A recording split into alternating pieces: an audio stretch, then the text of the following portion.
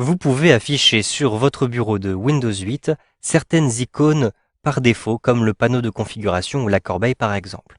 Vous avez ici uniquement la corbeille qui est affichée.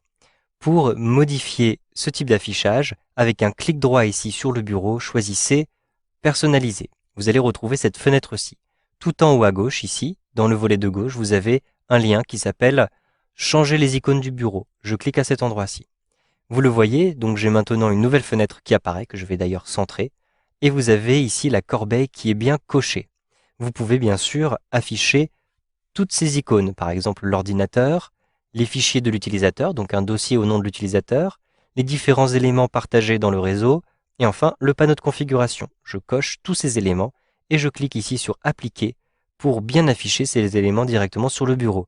Donc vous voyez que ces éléments peuvent devenir accessibles très rapidement. Si vous souhaitez maintenant masquer certaines de ces icônes, par exemple je ne souhaite pas avoir accès aux fichiers du réseau, je décoche cette case-ci. Je ne souhaite pas non plus avoir accès au panneau de configuration. Je décoche cette case-ci. Une fois que vous avez fait votre choix, cliquez simplement ici sur Appliquer et vous le voyez, les différentes icônes ont disparu. Vous avez ensuite la possibilité de personnaliser les icônes utilisées, par exemple pour l'ordinateur. Je coche ici Ordinateur et je souhaite avoir une icône un petit peu différente. Je vais donc cliquer ici sur Changer d'icône.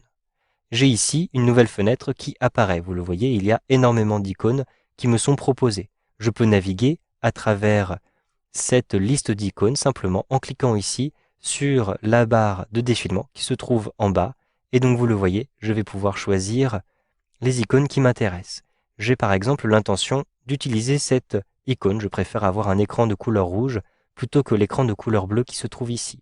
Je clique donc ici sur OK pour valider. Puis je clique sur Appliquer. Si je regarde la petite icône sur la gauche, je me rends compte qu'effectivement, vous le voyez, l'ordinateur a maintenant un écran de couleur rouge.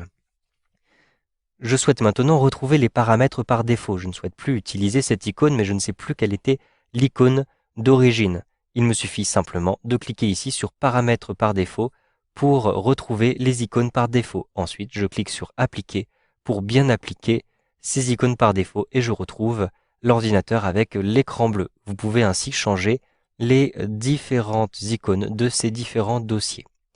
Vous avez enfin une petite option, il s'agit d'autoriser les thèmes à changer les icônes du bureau. En effet, vous avez la possibilité d'utiliser des thèmes pour Windows. Je déplace cette fenêtre aussi pour que vous puissiez voir ce qui se passe derrière. Vous avez plusieurs thèmes et vous pouvez même télécharger des thèmes sur Internet en cliquant sur Obtenir plus de thèmes en ligne. Ces thèmes vont changer l'apparence de Windows 8.